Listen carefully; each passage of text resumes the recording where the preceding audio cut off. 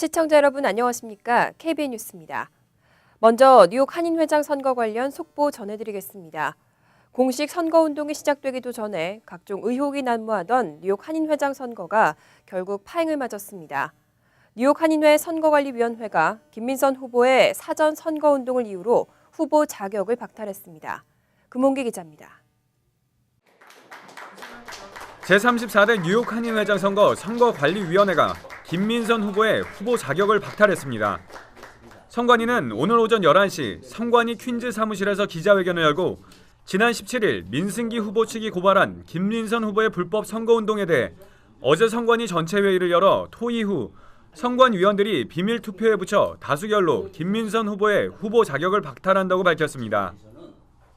결정사항 김민선 후보는 선관위 운영규정 제7장 42조, 43조, 44조에 해당하는 불법 사전 선거운동을 한 것으로 인정되고 충분한 물적 증거를 제출하였다.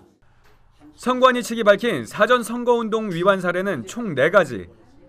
지난 1월 15일 후보 출마 기자회견에서 자신의 지지자를 대동하고 앞으로 회장이 되면 할 일을 언론에 발표한 것과 1월 29일 후원의 발족 신문 광고, 그리고 1월 25일 뉴욕 대한체육회 회장 취임식 인사말을 통해 후보자 정견을 발표한 점, 그리고 2월 17일 공명선거실천위원회가 선관위와 민승기 후보를 비난하는 기자회견을 가진 것 등입니다.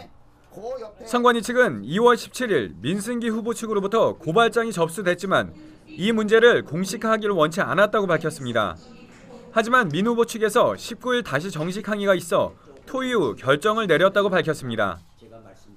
왜 선관위가 불법 사전 선거운동에 대한 정식 고발을 받고도 아무런 결정을 하지 않느냐고 정식 항의를 하셨기에 저희는 이 일을 더 이상 미룰 수가 없어서 어제 금요일 후보자 기호 추첨이 있은 후 맨하탄 한인회관 내 선관위 사무실에서 선관위 전체 회의를 열어 이 불법 사전 선거운동을 정식 안건으로 내어놓고 토의를 하였습니다.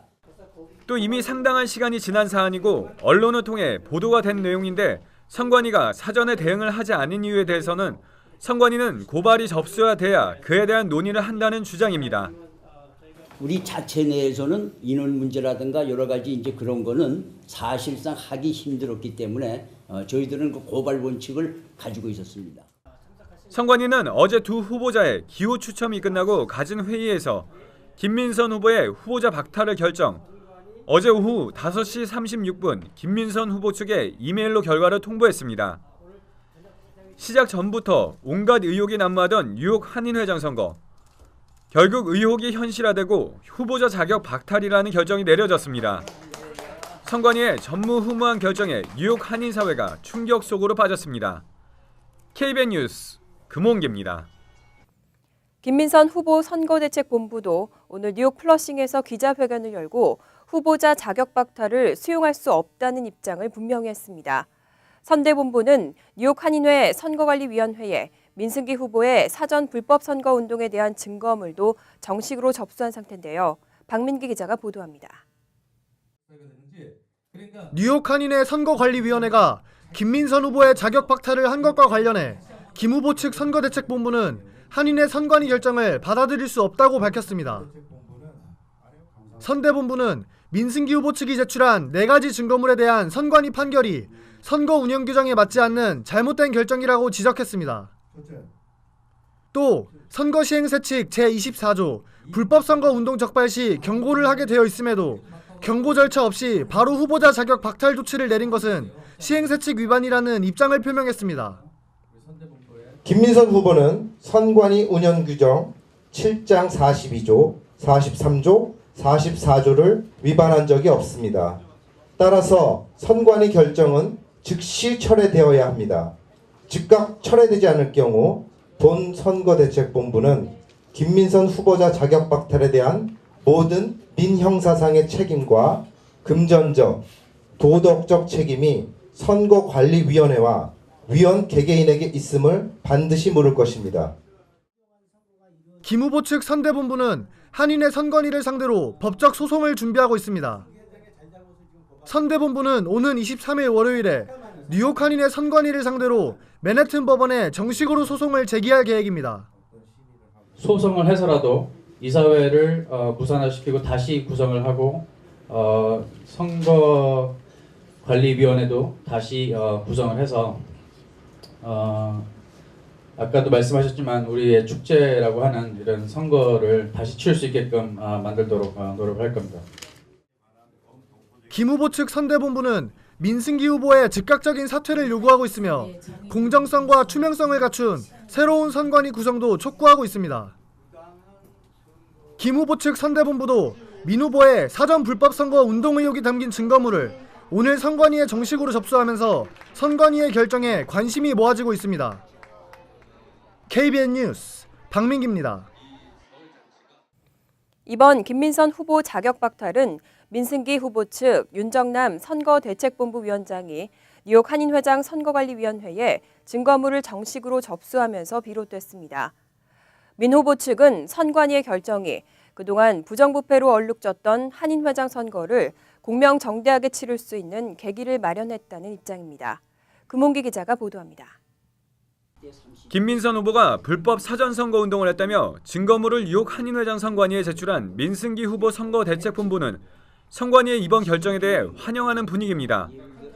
증거물을 한인회장 선관위에 직접 제출한 민승기 후보 측 윤정남 선대본부 위원장은 이번 선거는 선거법을 위반하지 않는 깨끗한 선거 풍토로 바꾸기 위해 고발하게 됐다며 김민선 후보는 불법 선거를 자행한 것에 대해 잘못을 뉘우쳐야 한다고 자신의 뜻을 밝혔습니다. 그런 만큼 저는 이번만큼은 아주 강력하게 나가서 이 한인 동포사에 이런 선거 풍토는 없애야겠다는 것이 제 생각입니다.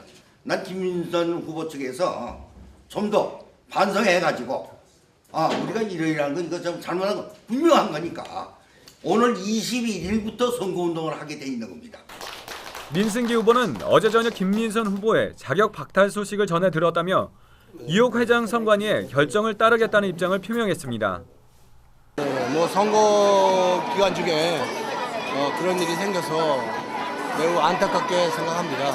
저희는 선관위가 결정을 물론 존중하기도 하지만 일단 선거 끝날 때까지 우리들의 페이스를 잃지 않고 선거 준비에 힘써서 만반의 준비를 하고 갈 예정입니다. 김민선 후보가 자격을 박탈당하면서 민승기 후보는 단독으로 이번 선거를 치르게 됐습니다. KBN 뉴스 금홍기입니다.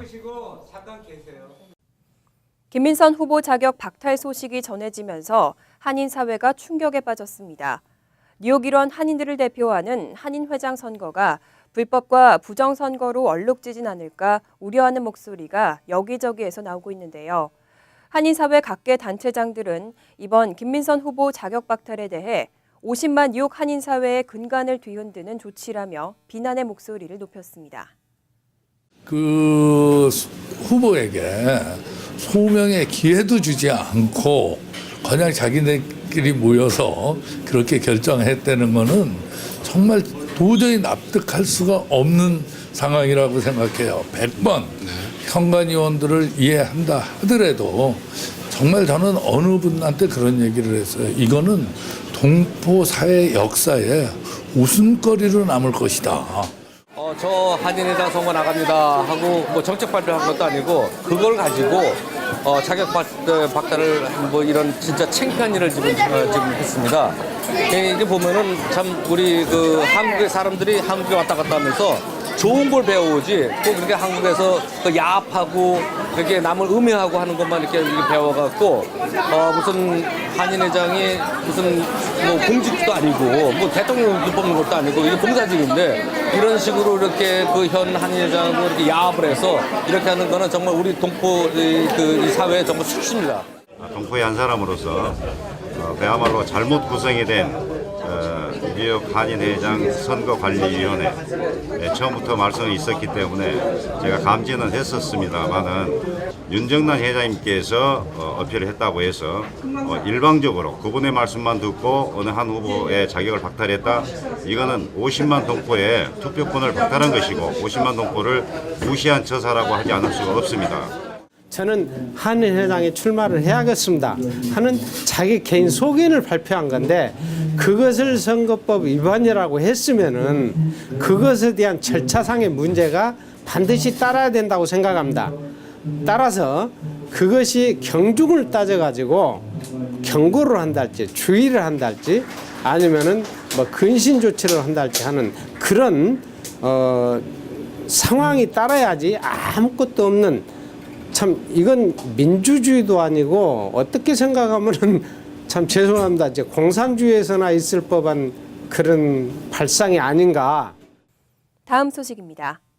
원래 예정대로라면 지난 18일부터 확대된 추방유예 접수가 시작됐어야 했죠. 그런데 이민개혁 행정명령의 시행을 기다리고 있던 이민자들에게 청천벽력 같은 판결이 나왔습니다.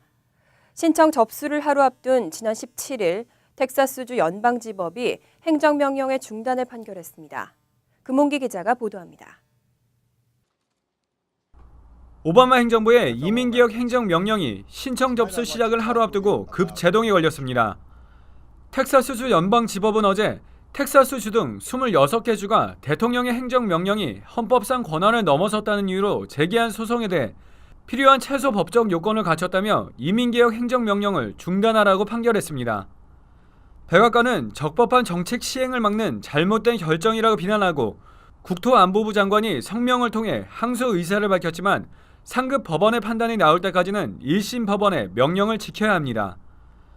따라서 오늘 시작 예정이었던 확대된 다카 접수가 무기한 연기됐고 5월 중 접수가 시작될 것으로 예상됐던 다파 신청도 시행이 불투명해졌습니다. 법원의 판결에 대한 여야의 반응 또한 극명하게 엇갈리고 있습니다. 공화당의 존 베이너 하원의장은 판결은 놀랄만한 일이 아니다며 지지 의사를 밝힌 반면 행정명령을 찬성하고 있는 빌 드블라조 뉴욕시장은 항소법원이 대통령의 행정명령을 지지할 것으로 믿는다며 뉴욕시는 행정명령 시행을 위한 준비를 계속할 것이라고 밝혔습니다. 법조계와 정치권에서는 이번 소송이 결국 연방대법원까지 갈 것으로 내다보고 있어 최종 판결까지 상당한 시간이 필요할 것으로 예상됩니다. 대통령이 행정명령 시행을 기다리고 있던 약 500만 명의 이민자들의 시름이 깊어지고 있습니다. KBN 뉴스 금홍기입니다. 뉴욕 이민자 커뮤니티들은 이런 연방법원의 판결을 강력히 비난하고 나섰습니다. 이번 판결로 뉴욕주에서만 30만 명 이상이 피해를 받을 것으로 예상되고 있습니다. 박민기 기자가 보도합니다. 연방법원 텍사스주 남부지법이 지난 16일 오바마 대통령의 이민개혁 행정명령을 중지시키자 뉴욕 이민자 커뮤니티가 반발하고 나섰습니다. 뉴욕 이민자연맹, 민권센터 등의 이민자 커뮤니티는 어제 기자회견을 열고 행정명령 시행 중지 판결을 내린 텍사스주 연방지법을 거세게 비판했습니다. 민권센터 차주범 교육부장은 이번 시행 중지 판결이 법적 문제가 아닌 절차상의 문제를 부각시킨 노골적인 정치 공세라며 아쉬움을 전했습니다. 최근 연방법원 텍사스 지법에서 내려진 추방유예 행정명령 임시 중지 판결은 실질적으로는 어떤 법률적 판단에 따른 것이라기보다는 행정상의 절차상의 문제를 지적하면서 내린 판결입니다. 이것은 결국은 미국의 사법 시스템을 이용해서 행정명령을 반대하는 측에서 행정명령을 무력화시키려는 하나의 정치 공세라고 그렇게 볼 수 있습니다. 이번 시행중지 판결로 인해 애초 어제부터 실행 예정이었던 불체 청소년 추방유예 신청 접수에 제동이 걸렸지만 연방정부가 루이지애나주 뉴올리언스에 있는 제5순회 항소법원에 항소할 것이라는 계획을 밝히면서 이번 판결이 뒤집힐 것이라는 것이 대다수의 예측입니다. 하지만 법률 전문가들은 항소법원의 판결이 나올 때까지 약 8개월가량의 시간이 소요될 것으로 예상해 다카와 다파 대상자들에게 당황하지 말고 접수 준비에 만전을 기할 것을 당부했습니다. 지금 준비하시고 있는 분들, 특히 5월에 영주권자나 시민권자의 부모님들께서 행정명령에 의거해서 신청을 할 수 있는데 일단 서류 준비는 해놓으시고 향후 추이를 살펴보시고요. 아무래도 몇 달은 가야 되지 않을까. 그리고 또 심하게는 설사 항소법원에서 승소를 한다 하더라도 또 반대 측에서는 상고를 해서 대법원까지 갈 가능성이 있으면 그러면 뭐 정말 오랫동안 늘어지게 될 수밖에 없는 거거든요. 또한 2012년에 다카를 신청한 대상자들은 이번 행정명령 중지 판결에 상관없이 3년 연장이 가능하다며 기존 계획대로 진행할 것을 당부했습니다. KBN 뉴스 박민기입니다. 아베 신조 일본 총리가 올봄 미국을 방문하고 연방 상하원 합동 연설을 할 예정인데요. 시민참여센터가 이 의회 연설을 저지하는 서명운동을 시작한다고 밝혔습니다. 시민참여센터가 역사를 왜곡한 아베 총리의 미 의회 연설을 저지하기 위해 온라인 서명 캠페인을 시작한다고 밝혔습니다. 올봄 미국을 방문할 예정인 아베 총리의 연방 상하원 합동 연설을 적극적으로 막겠다는 주장입니다. 온라인 서명운동은 컴퓨터와 스마트폰으로 시민참여센터 웹사이트를 통해 참여할 수 있습니다. 시민참여센터는 또 카카오톡 메신저나 페이스북 등 소셜미디어를 통해 아베 총리 의회 연설 저지 운동을 홍보할 것을 당부했습니다. 김동찬 시민참여센터 대표는 연방하원 의사당은 일본의 진주만 공습 다음 날 미국이 일본을 상대로 전쟁을 선포한 역사적인 장소라며 아베 총리가 이곳에서 합동연설을 하는 첫 일본 총리가 돼서는 안 된다고 당부했습니다.